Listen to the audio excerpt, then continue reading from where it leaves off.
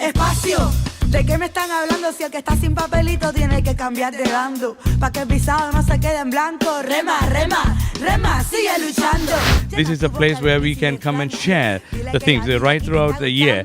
All the agencies, those who are celebrating the sanctuary here, refugee-action, refugee-action, torture, amnesty, everybody is advocating right throughout the year for the defending the rights of the refugees and protecting them.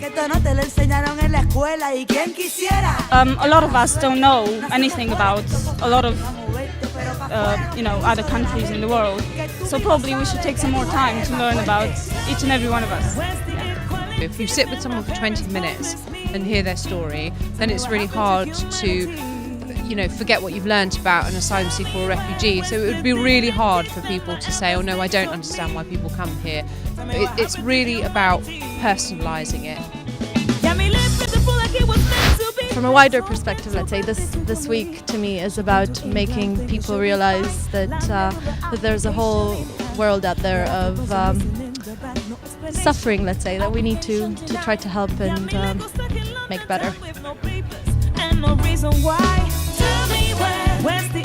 Today is fantastic because it's a big celebration of all that refugees have done to contribute to UK life. Tell me where's the dignity that my elders they told me? Tell me what happened to humanity?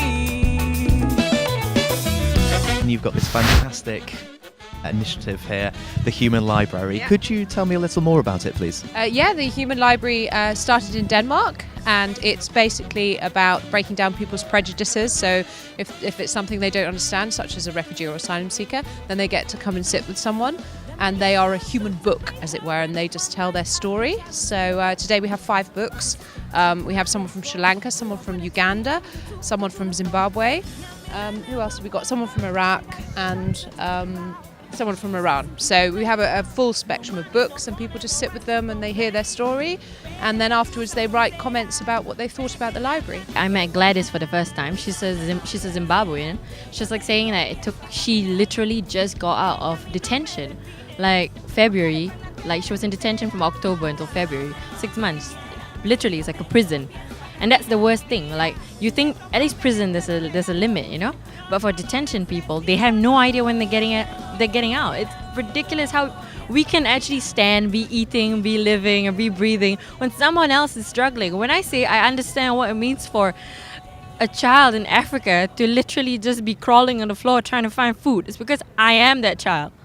Just because I'm given the privilege of living here, just because I'm in university, doesn't mean I will not dare to go all the way to Africa, give up everything I have just to understand the struggles of that child. Because,